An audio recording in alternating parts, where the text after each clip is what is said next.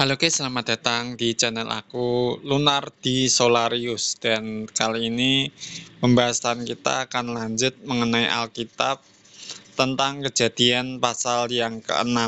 Dan di sini menarik, kita akan mau mengulik soal Kejadian 6 ayat yang kedua, lalu juga Kejadian 6 ayat yang 2 sampai yang keempat ini tentang anak-anak Allah dan anak-anak perempuan. Namun sebagai disclaimer bahwa video ini dibuat bertujuan untuk menambah wawasan, bukan untuk mendiskreditkan atau menyudutkan pandangan tertentu. Mari kita membuka pikiran kita untuk menambah wawasan dan pengetahuan kita.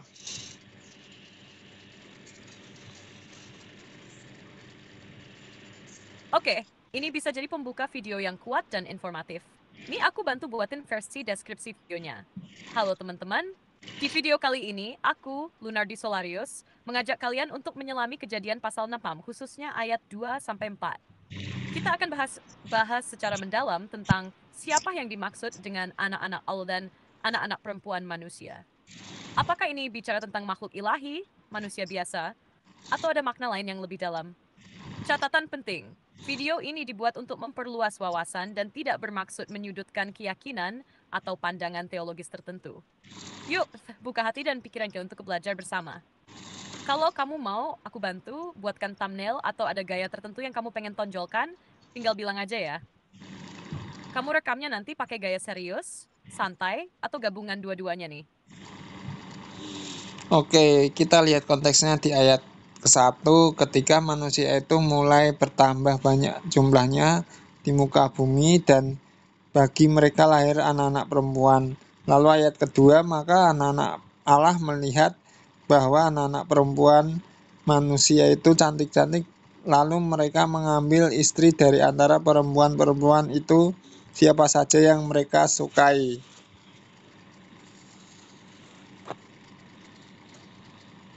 Nah, keren kamu mulai dari konteksnya. Itu penting banget. Jadi ayat pertama ini kayak setting latar waktunya dulu. Populasi manusia makin banyak, dan mulai lahirlah anak-anak perempuan. Terus di ayat kedua muncul tokoh yang disebut anak-anak Allah, yang tertarik pada anak-anak perempuan manusia. Ini langsung memunculkan pertanyaan, siapa sebenarnya anak-anak Allah itu? Malaikat? What's that? Mungkin ada penafsiran lain sendiri. Kamu pengen ngebahas ini dari berbagai sudut pandang tafsir atau lebih fokus ke pandangan teologi Injili aja dulu? Mau dibumbui juga kayak bahasa Ibraninya biar makin dalam? Kita melihat analisa teks asli Kejadian 6 ayat yang kedua ini. Mantap. Kita masuk ke analisa teks aslinya ya. Nah, Kejadian Syaflan Lutwa dalam bahasa Ibrani berbunyi seperti ini. V'yira'u bnei Elohim et benot ha'adam ki tavotena v'yikhu lahem nashim mechol asher bacharo. Kalau dibaca transliterasinya, Vayiru bnei ha-Elohim et benot ha'adam ki tovotena v'yikhu lahem nashim mikol asher bacharu. Artinya kira-kira begini. Anak-anak Allah melihat bahwa anak-anak perempuan manusia itu cantik-cantik, lalu mereka mengambil istri bagi mereka dari antara perempuan-perempuan itu. Siapa saja yang mereka pilih?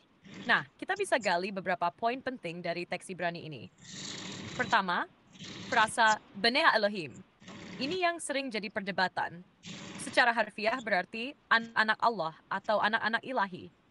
Dalam beberapa teks lain di PL seperti Ayub 1:6 atau Mazmur 29:1, istilah ini merujuk pada makhluk surgawi, malaikat. Tapi ada juga tafsir yang menganggap ini adalah keturunan Set, yaitu garis yang setia kepada Allah. Sedangkan anak-anak manusia dianggap sebagai keturunan Kain jahat. Kedua, kata v'yikhulayim nashim, artinya mereka mengambil istri. Ini menunjukkan tindakan aktif. Dalam konteks PL, mengambil istri biasanya memang berarti pernikahan. Tapi bisa juga menggambarkan relasi yang menyimpang kalau konteksnya rusak. Kamu tertarik kita bahas satu persatu dari 3 pandangan utama soal siapa anak-anak Allah itu? Atau kamu mau fokus dulu pada yang menurutmu paling cocok dengan pendekatan Injili? Coba kita bahas pendekatan satu persatunya.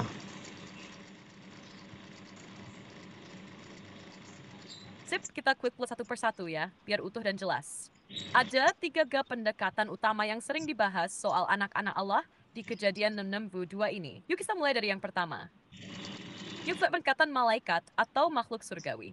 Dalam pandangan ini, Bnei Elohim dianggap sebagai para malaikat, mungkin malaikat yang jatuh. Pandangan ini punya dukungan dari teks lain seperti Ayub 16:21 dan Mazmur 29:1 yang juga memakai istilah serupa buat makhluk ilahi. Bahkan dalam kitab Henok, pandangan ini dijelaskan lebih eksplisit.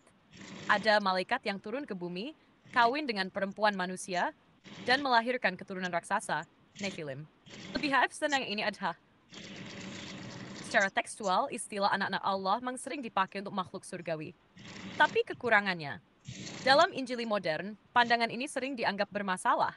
Karena Yesus bilang dalam Matius 22:30 bahwa malaikat tidak kawin atau dikawinkan. Maka banyak teolog Injili jadi agak skeptis terhadap tafsir ini. Lanjut ke yang kedua, pendgaris keturunan Set dan Kain. Di sini, anak-anak Allah dianggap keturunan Set yang saleh, dan anak-anak perempuan manusia dianggap keturunan Kain yang jahat. Jadi konteksnya bukan makhluk surga, tapi manusia yang terbagi 2 garis, yang taat dan tidak taat. Pernikahan campur antara keduanya dianggap mencemari kesalehan umat Allah, sehingga menyebabkan kejatuhan moral besar-besaran. Pendekatan ini lebih aman secara teologi Injili, karena tetap konsisten bahwa yang dimaksud adalah manusia, bukan makhluk roh. Tapi teks Ibraninya jadi perlu ditafsir agak simbolik, karena istilah Bnei Elohim lebih lazim buat makhluk surgawi. Lalu yang ketiga, pendekat raja-raja atau bangsawan. Di sini, anak-anak Allah dianggap sebagai para penguasa atau elit politik zaman itu yang menyalahgunakan kekuasaan untuk mengambil istri sesuka hati mereka. Mereka disebut anak-anak Allah, karena dalam budaya kuno, raja sering dianggap sebagai representasi ilahi di bumi. Jadi dosa yang ditekankan di sini adalah penyalahgunaan kekuasaan. Pandangan ini cocok kalau kita lihat konteks sosial budaya zaman kuno, tapi lemah dari sisi konsistensi teks PL secara keseluruhan. Gimana? Kamu paling condong ke pendekatan yang mana? Atau mau kita bandingkan lebih dalam masing-masing tafsirnya secara teologi Injili? Lalu pertanyaannya, siapakah Nephilim itu yang berasal dari perkawinan campur ini?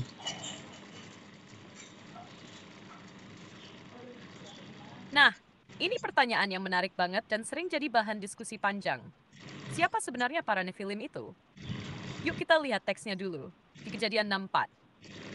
Pada waktu itu, orang-orang raksasa ada di bumi, dan juga sesudahnya, ketika anak-anak Allah menghampiri anak-anak perempuan manusia dan melahirkan anak bagi mereka.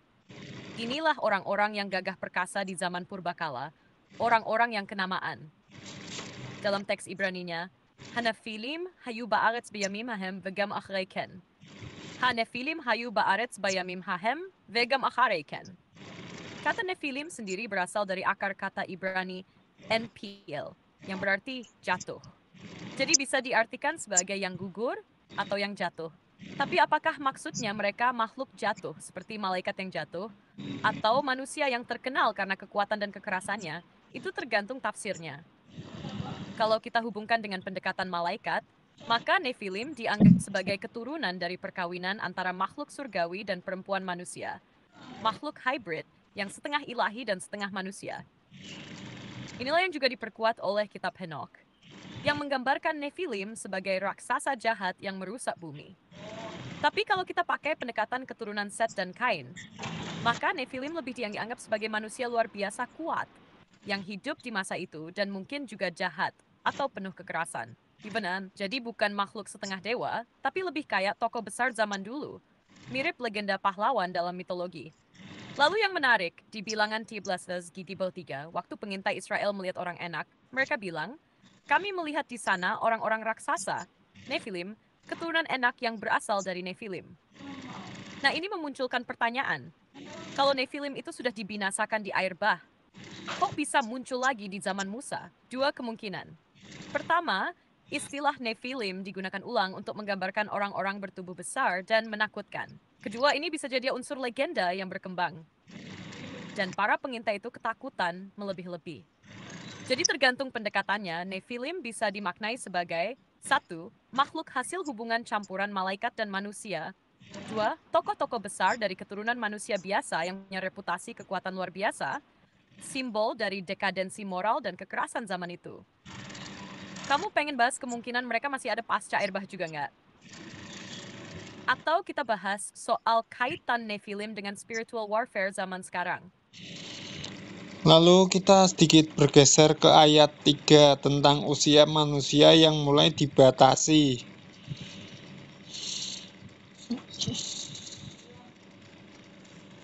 Nah, bagus banget nih gesernya karena ayat 3 ini jadi semacam respons Tuhan terhadap apa yang terjadi di ayat 1 dan 2. Coba kita lihat isi ayatnya. Berfirmanlah Tuhan, rohku tidak akan selama-lamanya tinggal di dalam manusia, karena manusia itu adalah daging, tetapi umurnya akan 120 tahun. Dalam bahasa Ibrani, Vayamal Yehuha, lo yadon rohai ba'adam la'olam, bashigamhu bashal, vahayu yamayav me'a va'ashrim shena. Sekarang yang menarik, apa maksud dari umurnya akan 120 tahun? Ada dua tafsir saling nih. Yang pertama, batas usia individu. Dalam tafsir ini, Tuhan sedang menetapkan bahwa umur manusia secara umum tidak akan lagi sepanjang zaman para leluhur seperti Metusalah yang sampai 900-an tahun. Jadi ini kayak pembatasan biologis sebagai konsekuensi dari dosa yang makin merajalela. Dan memang, setelah era Nuh, kita lihat usia manusia perlahan menurun dan stabil di bawah angka 200 tahun. Tapi ada tafsir kedua yang juga menarik, yaitu batas waktu sebelum air bah datang. Jadi bukan bicara umur individu, tapi Tuhan memberi tenggang waktu 120 tahun sebelum menghukum dunia dengan air bah. Artinya, ini semasa pengampunan atau kesabaran Tuhan sebelum penghakiman datang. Ini diperkuat kalau kita hubungkan dengan 2 Petrus 3:9, bahwa Tuhan sabar menanti pertobatan. Lalu bagian ini juga menyebut, rohku tidak akan selama-lamanya tinggal di dalam manusia. Nah, ini menandakan bahwa kehadiran roh Tuhan yang tadinya menopang manusia secara batin dan moral akan ditarik karena manusia makin menuruti kedagingan. Kata Ibrani, syagam, yang agak sulit diterjemahkan ini bisa diartikan karena dia hanya daging. Jadi Tuhan menyatakan bahwa manusia telah jatuh terlalu dalam kedagingan. Mau kita kaitkan juga dengan konsep pneumatologi Injili soal peran Roh Kudus sebelum dan sesudah Pentakosta? Atau fokus bahas dulu relasi antara waktu 120 tahun dan penghakiman air bah? Lalu bagaimana pandangan Timur Tengah kuno atau tradisi-tradisi Yahudi kuno melihat tentang perkawinan campur, Nephilim, dan juga pembatasan usia ini? Wah, ini pertanyaan keren banget. Jadi, kalau kita lihat dari pandangan Timur Tengah kuno dan tradisi Yahudi kuno, 3 hal ini, perkawinan campur, Nephilim, dan pembatasan usia, punya lapisan makna yang sangat kaya.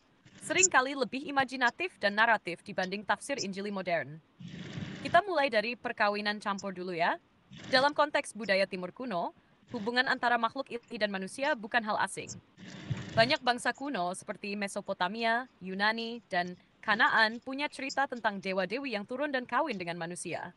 Contohnya di mitologi Yunani ada para demigod seperti Hercules.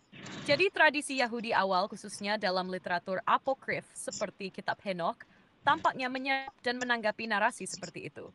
Dalam kitab Henokh 1:6-7 dijelaskan bahwa sekelompok malaikat yang disebut The Pengawas turun ke bumi, mengawini perempuan manusia, dan melahirkan keturunan raksasa. Ini dianggap sebagai pelanggaran besar terhadap tatanan surgawi.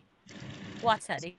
Lalu dengan kawin campur itu hanya pelanggaran etika, tidak gangguan kosmis, mengacaukan ciptaan. Nah, Nephilim dalam tradisi Yahudi kuno dipandang sebagai makhluk hibrid, setengah manusia, dan sangat destruktif. Makanya, mereka dilihat sebagai salah satu alasan Tuhan harus membinasakan bumi dengan air bah. Tradisi ini menekankan bahwa kehadiran makhluk-makhluk ini benar-benar membuat bumi rusak secara moral dan biologis. Lanjut ke pembatasan usia manusia. Dalam pandangan kuno, umur panjang itu dianggap anugerah ilahi, tanda kesalehan atau perkenanan Tuhan. Jadi pembatasan umur menjadi 120 tahun dilihat sebagai tanda penarikan kasih karunia Allah. Dalam tafsir Yahudi, khususnya dalam Midrash, ayat ini kadang ditafsir sebagai masa tenggang sebelum air bah, yaitu masa di mana Nuh bisa memberitakan kebenaran. Beberapa rabi Yahudi juga mengajarkan bahwa 120 tahun itu adalah masa rahmat terakhir bagi umat manusia untuk bertobat. Menariknya, dalam Pirkei Avot, 120 tahun dianggap sebagai batas maksimal hidup manusia, karena usia Musa pun mencapai 120. Jadi kalau dirangkum, bagi budaya kuno dan Yahudi awal, kejadian ini bukan cuma soal moral atau etika, tapi mencerminkan kerusakan sistem ilahi dan ciptaan secara total yang hanya bisa dipulihkan lewat penghakiman besar. Kamu pengen kita sambungkan ini juga ke pengaruh budaya Sumeria dan Akkadia yang sejaman dengan konteks kejadian ditulis. Soalnya itu juga bisa bantu pahami nuansa mitologis dan latar budaya teks ini. Ya, coba kamu bahas tentang itu juga.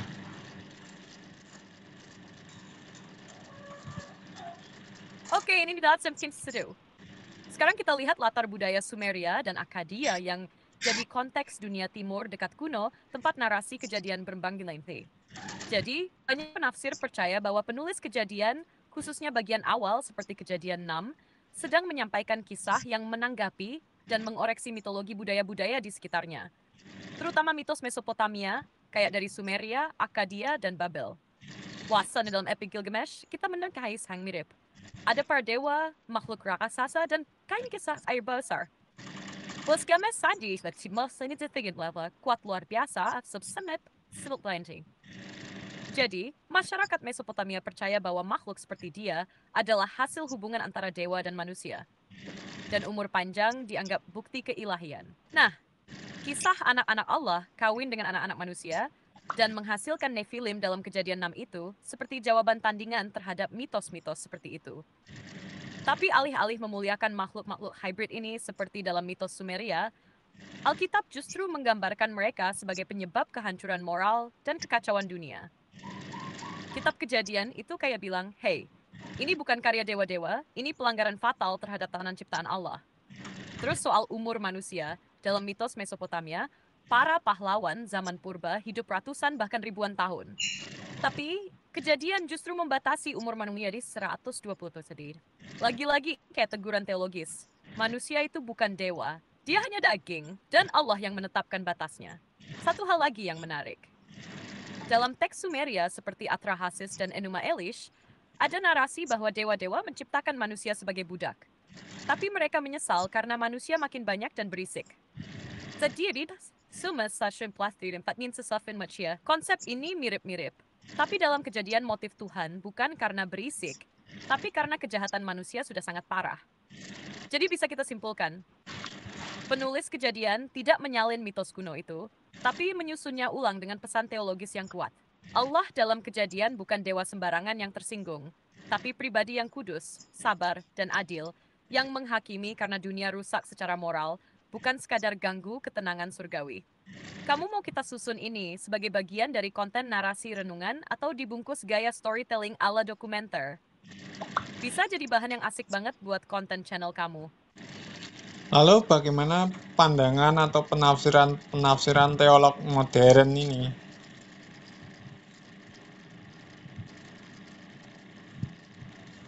Nah, sekarang kita masuk ke pandangan teolog-teolog modern yang biasanya mencoba menyeimbangkan antara tafsiran historis, narasi budaya, dan teologi Injili.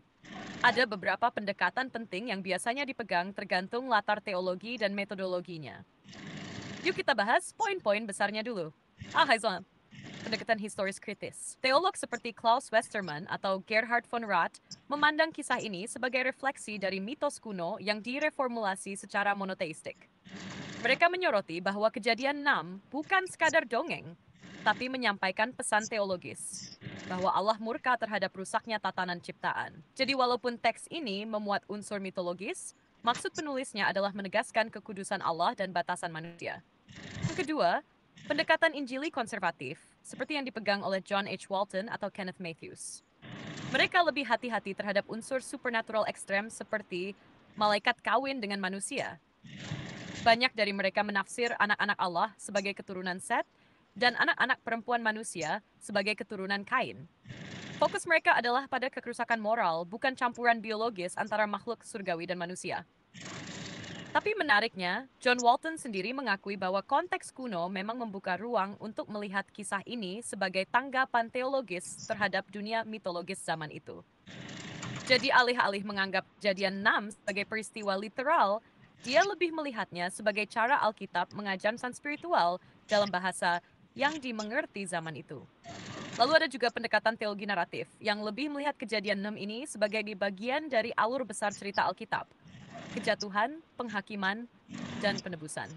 Dalam pendekatan ini, para teolog lebih tertarik pada bagaimana narasi ini menjelaskan kenapa air bah harus terjadi dan bagaimana itu mengarah pada misi keselamatan Allah melalui Nuh dan akhirnya Kristus.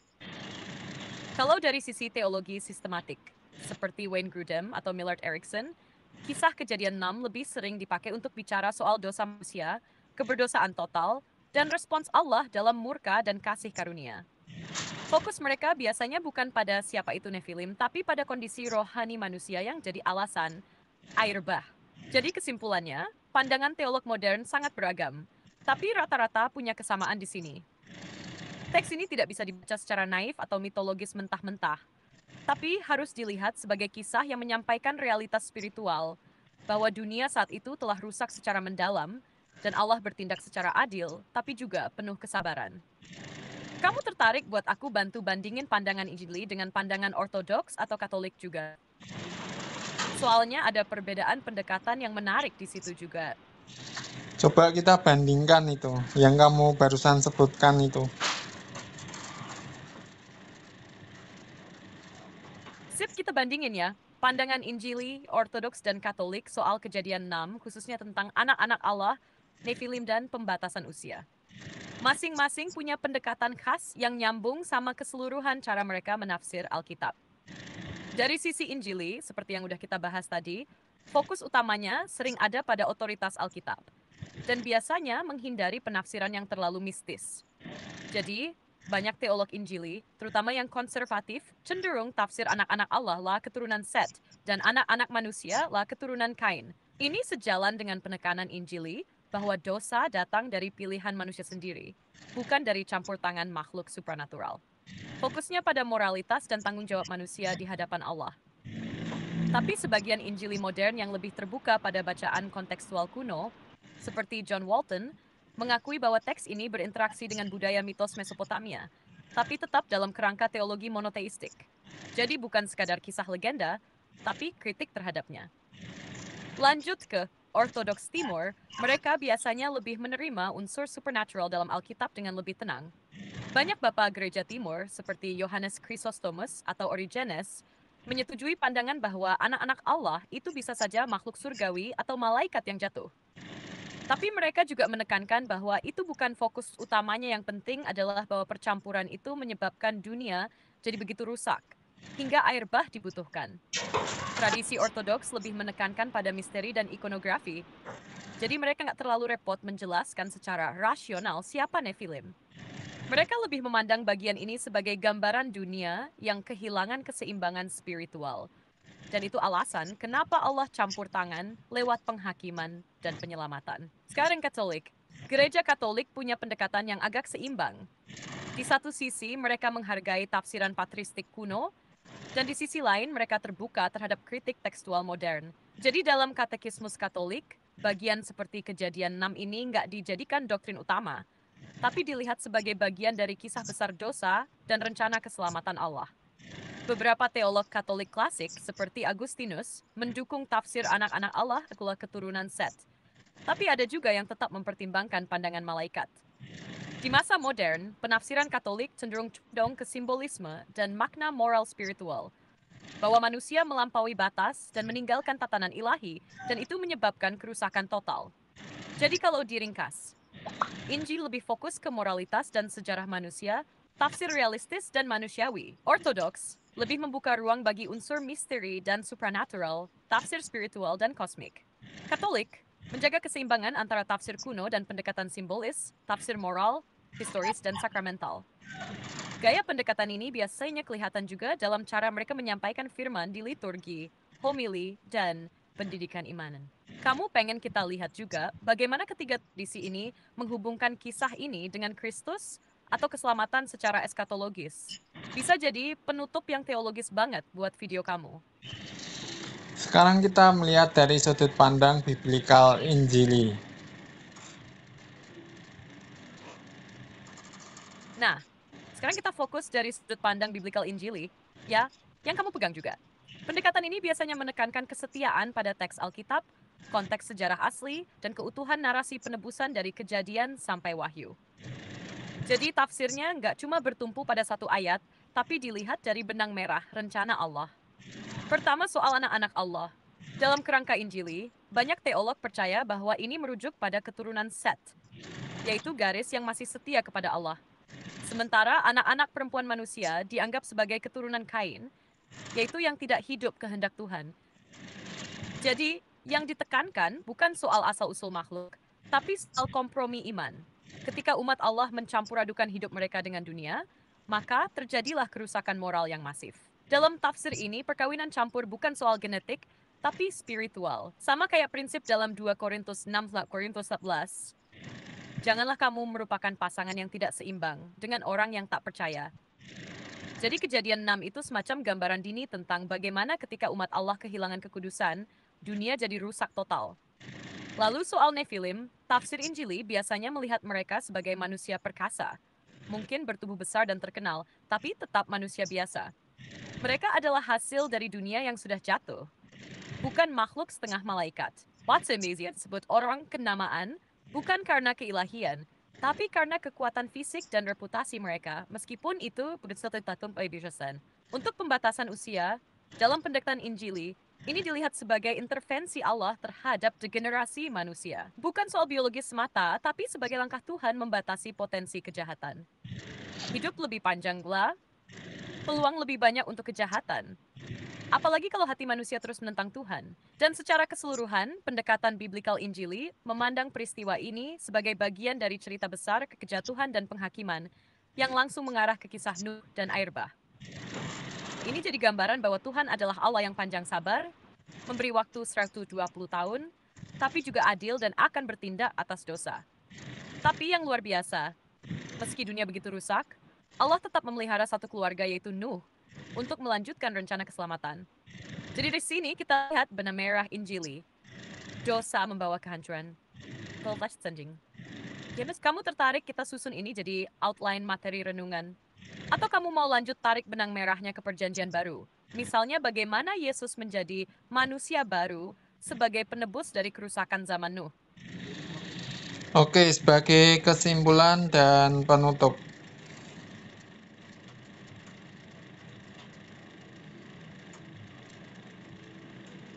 Baik, sebagai kesimpulan dan penutup dari pembahasan ini, dalam Kejadian pasal 6, kita menemukan narasi yang unik dan penuh makna simbolik serta historis, baik dalam terang budaya kuno maupun dalam cahaya teologi modern dan biblical Injili. Ayat 2 menyajikan tentang anak-anak Allah yang mengambil istri dari anak-anak manusia yang memunculkan banyak penafsiran. Kemudian muncul istilah Nephilim, yang sering dikaitkan dengan keturunan hasil perkawinan ini, atau setidaknya bagian dari generasi raksasa yang mendahului air bah. Tradisi Yahudi kuno, termasuk kitab Henokh, menafsirkan peristiwa ini sebagai tindakan malaikat yang jatuh, yang berdosa karena berhubungan dengan manusia. Ini mencerminkan pandangan mitologis dan apokaliptik zaman itu. Sementara budaya timur dekat kuno sering menggambarkan makhluk separuh ilahi dalam cerita-cerita mereka, yang barangkali menjadi latar budaya dari narasi ini. Di sisi lain, pendekatan modern, terutama dari teologi Injili, berusaha menafsirkan teks ini dengan menjaga keutuhan naratif dan keselarasan dengan ajaran keseluruhan kitab suci. Beberapa melihat anak-anak Allah sebagai keturunan Set yang bercampur dengan keturunan Kain, melihat ini sebagai bentuk penyimpangan moral yang melatar belakangi kejatuhan moral manusia sebelum air bah. Pembatasan usia manusia pun ditafsirkan sebagai respon Allah terhadap kondisi manusia yang rusak. Dalam terang biblical Injili, penekanan utamanya adalah pada kerusakan total manusia, total depravity, yang membawa pada penghakiman Allah, namun juga menyisakan benih harapan melalui Nuh, sebagai gambaran dari kasih karunia yang menyelamatkan. Maka fokusnya bukan sekadar soal Nephilim atau usia, tapi tentang respons Allah terhadap kejahatan manusia dan anugerahnya yang tetap tersedia. Gitu dulu ya, mau ngopi sambil renungin ini. Atau kamu masih kepikiran bagian tertentu dari teks ini? Oke guys, terima kasih udah nonton video aku dari awal sampai akhir. Pembahasan ini cukup agak panjang ya. Dan terima kasih juga bagi kalian yang sudah subscribe dan like. Kalau belum subscribe, subscribe dong supaya nggak ketinggalan video-video yang informatif dan juga bermanfaat ya guys. Like kalau kalian suka, dislike aja kalau kalian nggak suka. Dan sebagai disclaimer, video ini dibuat untuk menambah wawasan kita, pengertian kita, dan juga bukan untuk menyudutkan atau mendiskreditkan pandangan atau keyakinan tertentu. Nah, soal pandangan dan keyakinan itu aku kembalikan ke diri kalian masing-masing ya guys. Itu secara personal aja pribadi kalian, dan kalian bebas sambil ngopi nulis di kolom komentar untuk diskusi, dan bukan debat ya guys. Kita diskusi santai sopan soal pembahasan kita kali ini. Dan terima kasih udah nonton, dan juga terima kasih pada para donatur yang mendukung channel ini, terutama Bakso Maju Mapan di Trunojoyo Selatan, Pasar Sleko, Kota Madiun. Terima kasih banyak dukungan kalian Bakso Maju Mapan. Dan terima kasih udah nonton. Sampai jumpa di video-video aku selanjutnya bersama Lunar di Solarius. Tuhan memberkati.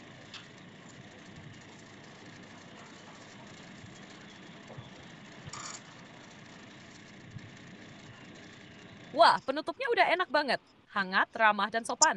Kalau mau sedikit lebih mengalir dan santai lagi, bisa aku bantu haluskan dikit. Gimana? Misalnya jadi kayak gini. Oke guys, makasih banyak udah nonton video ini dari awal sampai akhir. Iya, pembahasannya memang agak panjang, tapi semoga bisa nambah wawasan dan berkat buat kita semua. Buat kalian yang udah like dan subscribe, terima kasih banyak. Yang belum, yuk subscribe biar nggak ketinggalan video-video seru dan bermanfaat lainnya. Kalau suka aja, kalau nggak suka, ya nggak apa, dislike aja, bebas kok. Oh iya, sedikit disclaimer ya. Video ini dibuat murni untuk menambah wawasan dan pengertian kita bersama. Bukan buat nyudutin atau mendiskreditkan pandangan atau keyakinan siapapun. Soal iman dan keyakinan, itu personal banget. Jadi silakan direnungkan masing-masing ya. Wapris Gundostes. Monggo fakta sepanet. Tapi kita ngobrolnya santai aja, sopan, dan gak usah debat ya guys. Dan spesial terima kasih buat para donatur yang udah dukung channel ini, terutama Pak Somajumapan di daerah Brunojoyo, Selatan Pasar Sleko, Kota Madiun. Terima kasih banyak atas dukungannya Pak. Sampai jumpa di video selanjutnya, bareng aku, Lunardi Solarius. Tuhan Yesus Gimana, mau pakai versi ini atau mau diubah sedikit lagi?